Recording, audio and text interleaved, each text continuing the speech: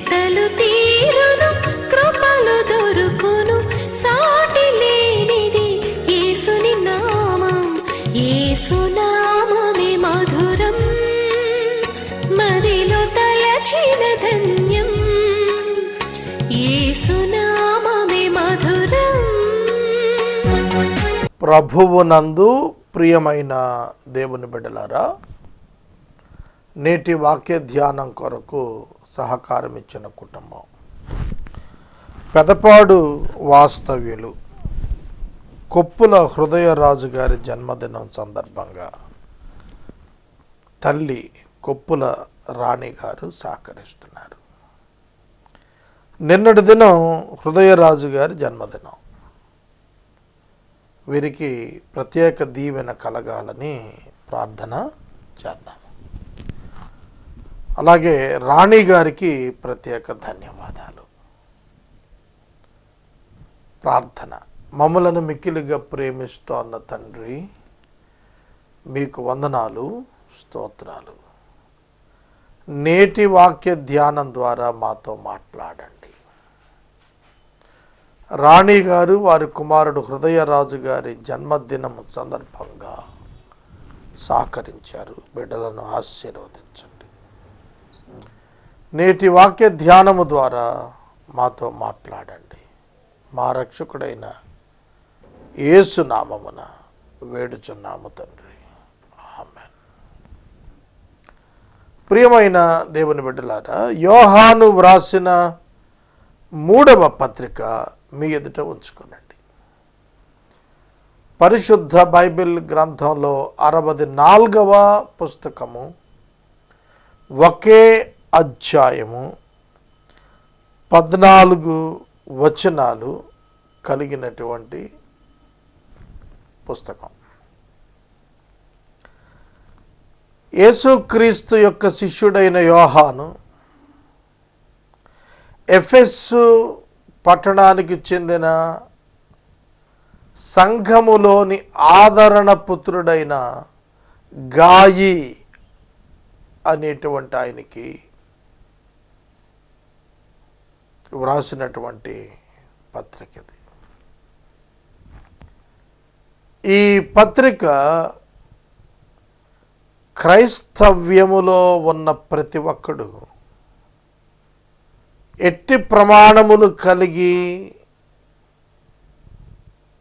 Hospitality, ఆతిథ్యం ఇవ్వాలో చెప్పబడింది. Discipline of the Christian life, క్రైస్తవ జీవితం యొక్క క్రమశిక్షణ పద్ధతులు చెప్పడానికి, లిమిటెడ్గా చెప్పడానికి రాశాడు. గాయని ఎంకరేజ్ చేయటానికి మరియు థియోత్రెఫే అనే అతనిని గురించి ఖండించటానికి, దేమేత్రి అనే వ్యక్తిని మంచి సాక్ష్యం గలవానిగా స్థిరపరచడానికి ఈ యొక్క ఉత్తరాన్ని రాశాడు. ఈ ఉత్తరం నేపథ్యం క్రీస్తు సంఘము మొదటి శతాబ్దంలో శ్రమలను ఎదుర్కొంటున్న కాలం. విస్తరణ జరగవలెననగా దేవుడు వినియోగించిన విధానము శ్రమలు.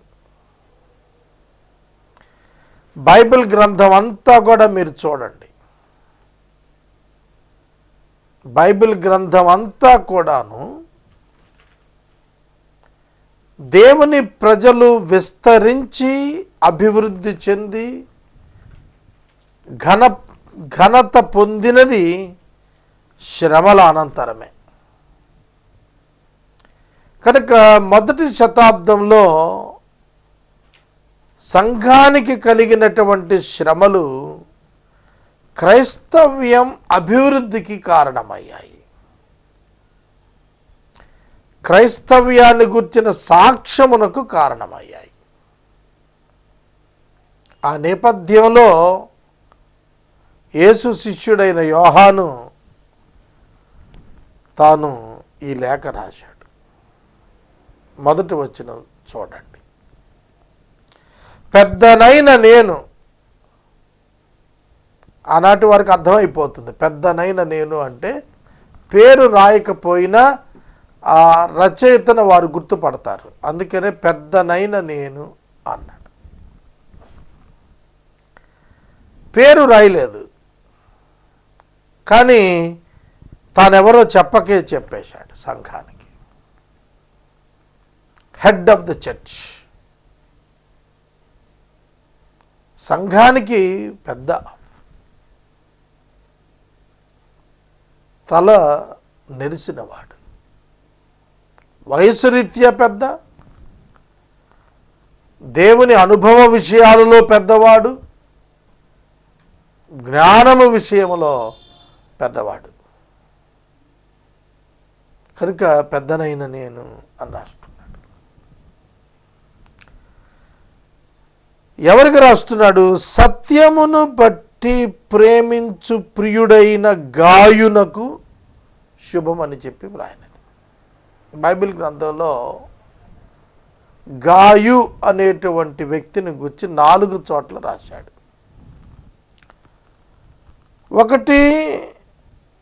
1వ కొరింథీ పత్రిక 1వ అధ్యాయం 14వ వచనంలో పౌలు తాను బాప్తిస్మం ఇచ్చిన క్రిస్పు, గాయు అనే 2 గురించి చెప్పాడు.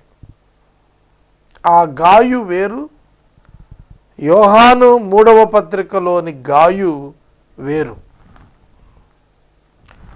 రోమా పత్రిక 16వ అధ్యాయం 23వ వచనంలో ఎఫెసు పట్టణములో దేవుని శిష్యులకు ఆతిథ్యమిచ్చిన ఒక గాయు అను ఒక మంచి వ్యక్తి ఉన్నాడు, సంఘ పెద్ద. అతనికే ఈ ఉత్తరం రాసి ఉండొచ్చు అని భావిస్తున్నారు. అపోస్తల కార్యములు 19:29లో మాసిదోనియా దేశస్థుడైన గాయు అని మరొక వ్యక్తి ఉన్నాడు. అపోస్తల కార్యములు 20వ అధ్యాయం 4వ వచనంలో దెర్బేకు చెందిన గాయు అని ఒకడున్నాడు. గాయు అనే మాటకు అర్థం గ్లాడ్నెస్. ఈ గాయు అనేటువంటి పదం ఫ్రీక్వెంట్గా ఆ దినాల్లో వాడేటువంటి పేరు. ఇవాళ మనం ఆశీర్వాదం అనే పేరు ఎట్లా వాడతాం, సొలోమోన్ అనే పేరు ఎట్లా వాడతాం, అట్లా ఇట్స్ ఎ కామన్ నేమ్. చాలా పేర్లు ఎక్కువ మంది నామకరణం చేయబడే పేర్లు కనుగొంటాం. అట్లాంటి వాటిదే గాయు అనే పేరు. గాయు అనే వ్యక్తి సంఘములో మాదిరికరమైన వాడును, ఆదరణకరమైన వాడును, మాదిరికరమైన వాడును అయి ఉన్నాడు. అందుకనే అతనికి ఈ స్పెషల్ లెటర్ రాస్తున్నాడు యోహాను.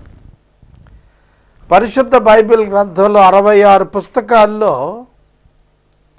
ఒక సింగిల్ పర్సన్ని ఉద్దేశిస్తూ ఒక ఉత్తరం ఉండటం చాలా ఆశ్చర్యం. పౌలు ఫిలెమోనుకు రాసినప్పుడు కూడా అలాగే ఒక సింగిల్ ఇండివిజువల్కి ఆ ఉత్తరాన్ని రాశాడు. లూకా సువార్త రాస్తూ, లూకా అపోస్తల కార్యాలు రాస్తూ లూకా ఒక సింగిల్ పర్సన్కి థియోఫిలాకు అడ్రస్ చేస్తూ ఒక ఉత్తరాన్ని రాశాడు. ఇలాగా ప్రత్యేకంగా బైబిల్ గ్రంథంలో ఒక వ్యక్తిని ఉద్దేశించి రాసిన రచనగా కనిపిస్తున్నప్పటికీ నిగూఢముగా దాగి ఉన్న దేవుని యొక్క సత్యములు ఇందులో కనిపిస్తాయి. నేను సత్యమును బట్టి ప్రేమించు ప్రియుడు. ఏమిటి? What is the favour towards guys? గాయు పట్ల ప్రత్యేకమైన శ్రద్ధ ఏమిటి యోహాను కంటే? యోహాను సత్యాన్ని బట్టి ప్రేమించాలనుకున్నప్పుడు గాయు అనే వ్యక్తి ఆనాడు సంఘంలో ఉన్నాడు. సత్యమును బట్టి ప్రేమించుట అనే పదం మనకు అర్థమైతే ఈ గ్రంథం అర్థమవుతుంది. మనం ఒకరిని ప్రేమిస్తున్నాము అని అంటే దానికి వివిధ కారణాలు ఉంటాయి. స్వార్థపరితమైన కారణాలు, మానవీయ కోణంలో ఆలోచించే అనేక కోణాలు ఉంటాయి. కానీ యోహాను వృద్ధుడు, అపోస్తలుడు, శ్రేష్ఠుడు, ఆయన సత్యాన్ని బట్టి ప్రేమిస్తూ రాస్తున్నాడు. గాయును ప్రియుడా అని పిలుస్తున్నాడు. బిలవ్డ్, ప్రియమైన వాడా అని పిలుస్తున్నాడు. ఒక ఉన్నత స్థాయి సేవకుడు, ఒక ఉన్నత స్థాయి విశ్వాసికి ఈ పిలుపుతో, మెచ్చుకోలుతో ఈ ఉత్తరం రాశాడు. నీ ఆత్మ వర్ధిల్లుతోంది ప్రియుడా, ఆత్మ వర్ధిల్లుతుందే, అలా నీవన్ని విషయాలలో వర్ధిల్లాలి. In your finances, in your influence, నీ పేరు ప్రఖ్యాతులలో నువ్వు వర్ధిల్లాలి. నీ ఆర్థిక స్థితిలో నీవు వర్ధిల్లి సౌఖ్యంగా ఉండాలి. This is the ambition of John. యోహాను యొక్క ప్రేరణ, చిత్తము ఏమిటనగా గాయు సౌఖ్యముగా ఉండాలి, గాయు వర్ధిల్లాలి. గాయు ఆత్మలో వర్ధిల్లటం మాత్రమే కాదు, భౌతికంగా కూడా వర్ధిల్లాలి, అన్ని విషయాల్లో వర్ధిల్లాలి. క్రిస్టియానిటీ, క్రైస్తవ్యంలో ఈ పదం చాలా ప్రాధాన్యం. అన్ని విషయములలో వర్ధిల్లు. కొంచెం ఇక్కడ మీరు మొట్టమొదటి ప్రయారిటీ దేనికి ఇచ్చాడంటే ఆత్మలో వర్ధిల్లిన తరువాత, ఆత్మలో వర్ధిల్లిన ప్రకారం, అంటే మొట్టమొదటి వర్ధిల్లుట ఆత్మలో జరగాలి. ఆ విధంగా వర్ధిల్లినప్పుడు భౌతికంగా కూడా వర్ధిల్లమన్నాడు. సౌఖ్యంగా ఉండటానికి భౌతికంగా వర్ధిల్లాలి మనం.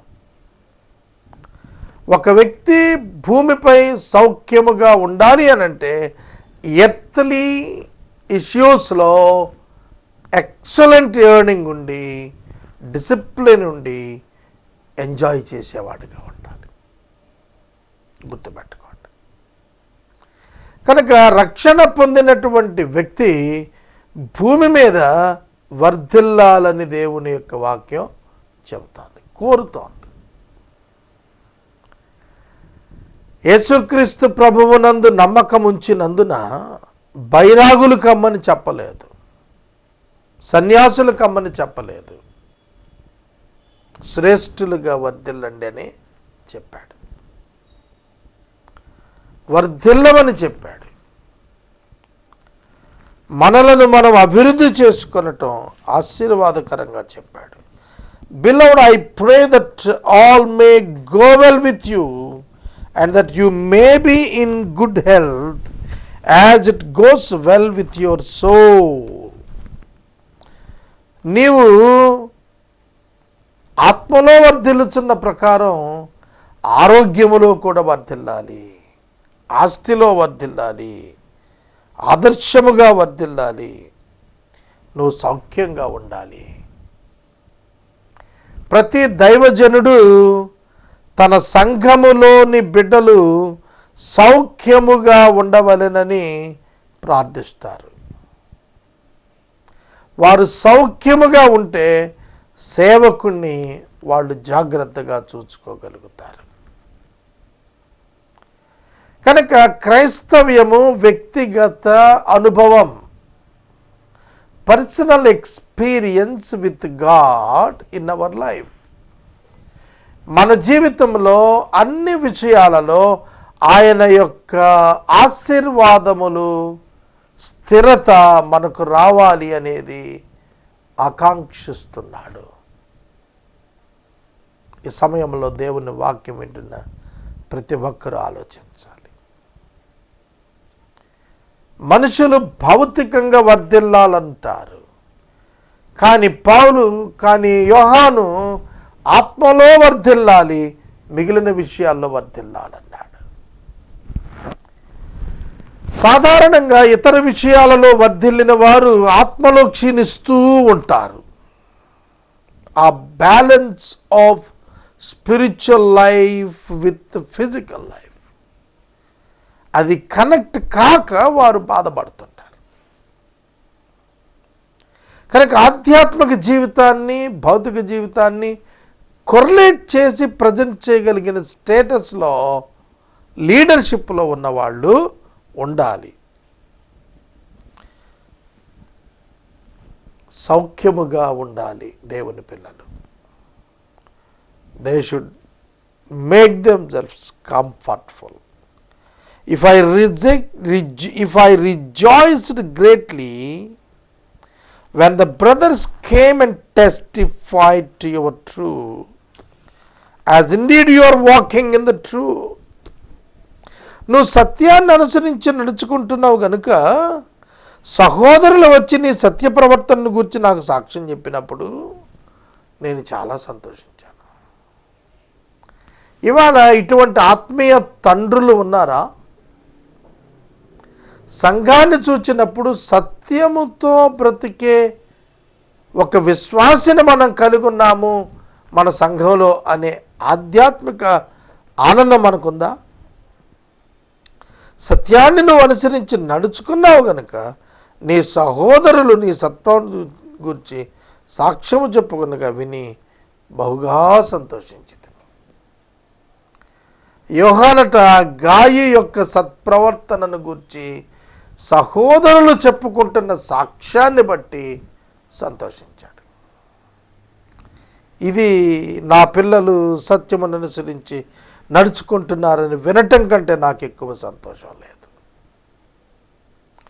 Attitude of a spiritual father, ప్రభువులోకి మనలను నడిపించిన వ్యక్తి ఎలా ఉండాలి? దేనిని బట్టి సంతోషించాలంటే రక్షించబడిన వ్యక్తి యొక్క మెళుకువతో కూడిన భక్తి జీవితాన్ని బట్టి సంతోషించాలి. త్యాగముతో కూడిన భక్తి జీవితాన్ని బట్టి సంతోషించాలి.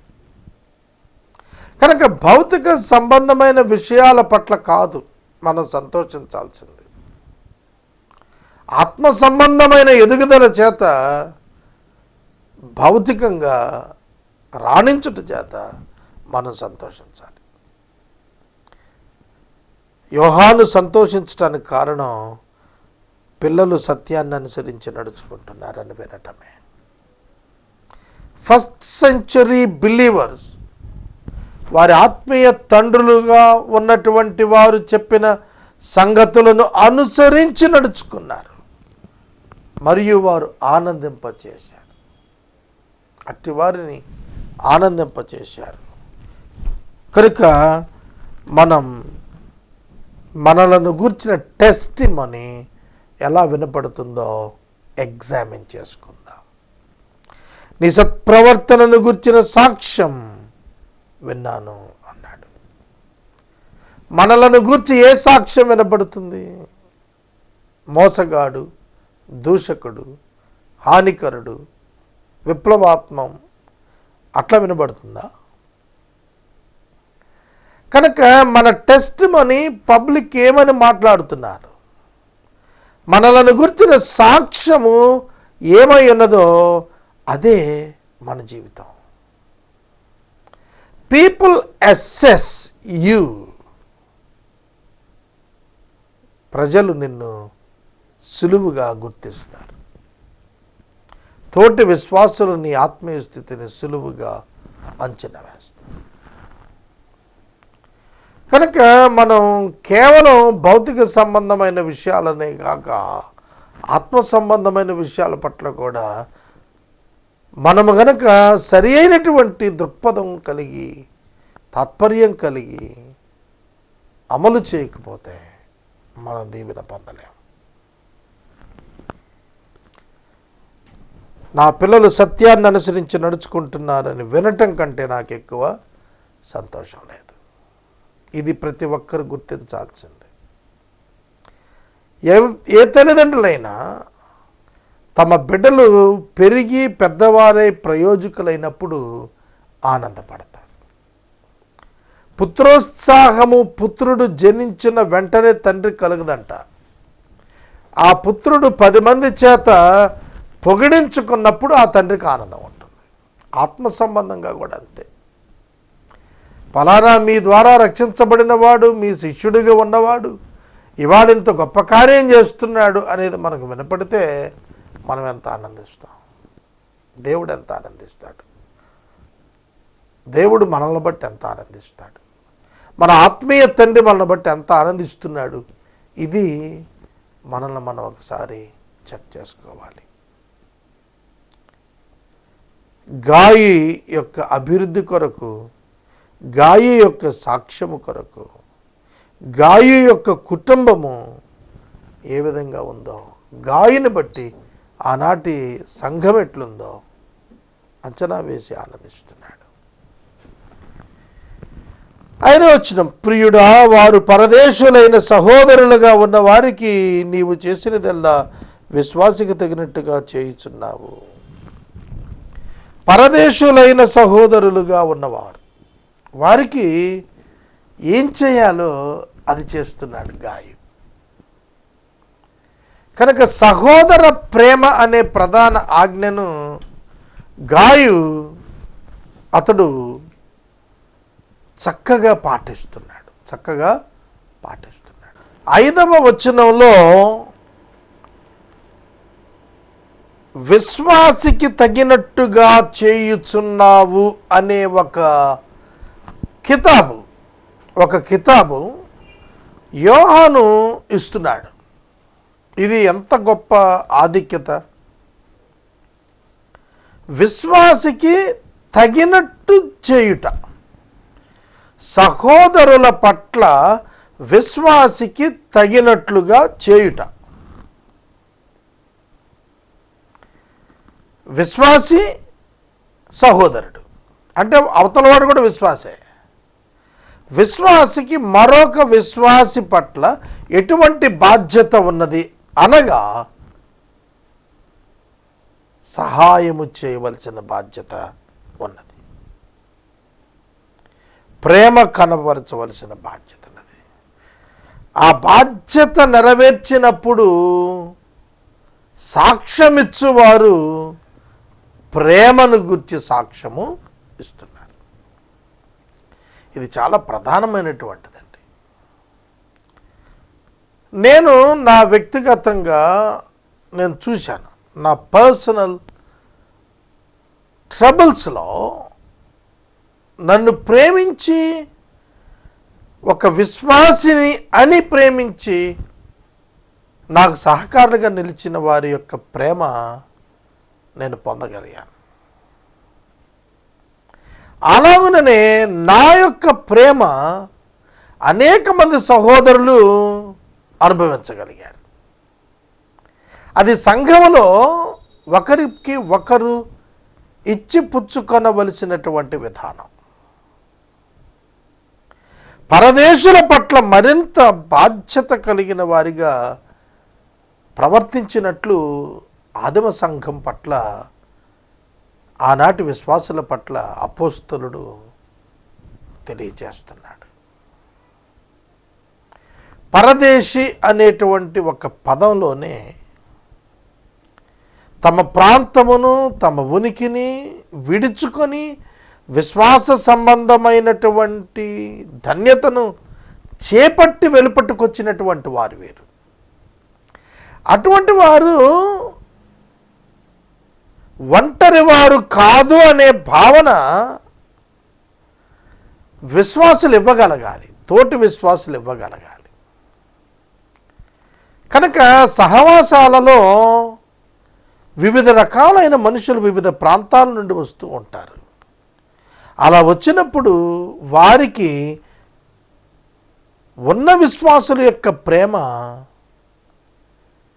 వారిని ఆదరించేటువంటిది ఉండాలనేది, గాయు దగ్గర నేర్చుకోవాలనేది క్రైస్తవ సంఘానికి ఇవ్వబడినటువంటి ధన్యత.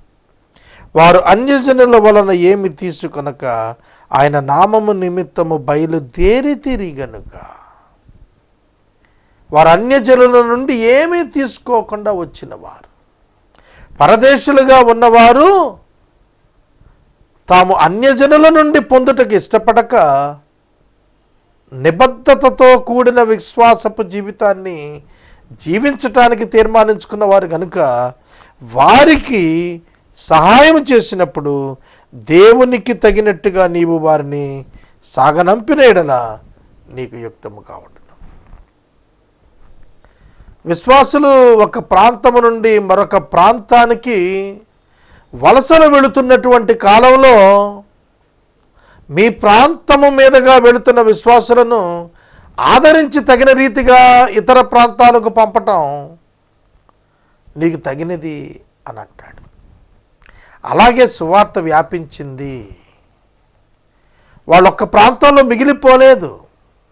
ఒక్కొక్కరు ఒక్కొక్క ప్రాంతానికి, ఆ తరువాత కొంతకాలానికి మరొక ప్రాంతానికి, అలా వాళ్ళు తిరుగాడుతూ పరదేశుల వలె వెడుతూ సువార్తను వ్యాపింపచేశారు. అందుకనే యోహాను గాయును అభినందిస్తున్నాడు. గాయును అభినందిస్తున్నాడు. మిగిలిన వారికి కూడా హెచ్చరికగా ఉండునట్లుగా చెబుతున్నాడు. మనము సత్యమునకు సహాయమగునట్లు అట్టి వారికి ఉపకారము చేయబద్ధులమై ఉన్నాము. ఇది నేను రేపటి దినం కూడా చెబుతాను. మనము బద్ధులము అంటే ఖచ్చితంగా మనం దీనిని పాటించవలసిన వారము. దీనిని ఉపకారము చేయుట ఖచ్చితం, విశ్వాసికి ఖచ్చితం. ఎందుకంటే సత్యమునకు సహాయం చేసినట్లు విశ్వాసులకు మనం సహాయం చేయడం ద్వారా ఆ విశ్వాసులు మరొక ప్రాంతానికి వెళ్ళి అక్కడ వారు విశ్వాసాన్ని ఇతరులకు అందించడంలో ప్రయాసపడుతున్నందున, సువార్తీకరణ ద్వారా ప్రయాసపడుతున్నందున అట్టి వారికి సహాయం చేయటం మన బాధ్యత. రేపు మిగిలిన విషయాలు ధ్యానిద్దాము. నేటి వాక్యోపదేశానికి సహకారం ఇచ్చిన కుటుంబము పెదపాడు వాస్తవ్యులు కొప్పుల హృదయరాజు గారి జన్మదినము సందర్భంగా తల్లిగారు కొప్పుల రాణిగారు సహకరించారు. ధన్యవాదాలు. ప్రార్థన. మమ్మలను మిక్కిలిగా ప్రేమిస్తున్న తండ్రి వందనాలు. వాక్యము ప్రసారము చేసిన బిడ్డలను ఆశీర్వదించము. కొప్పుల హృదయరాజు గారికి మీరిచ్చిన నూతన జన్మదినమును దయా కిరీటమును బట్టి కృతజ్ఞతలు. తల్లిగారు రాణిగారిని ఆశీర్వదించము. కుటుంబానికి తోడుగుండి నడిపించము. యేసు నామమున ప్రార్థిస్తున్నాము. ఆమేన్. తండ్రి అయిన దేవుని ప్రేమ, కుమారుడైన యేసయ్య కృప, పరిశుద్ధాత్మ దేవుని యొక్క అన్యోన్య సహవాసము సదాకాలము మనందరికి తోడైండును గాక. ఆమేన్.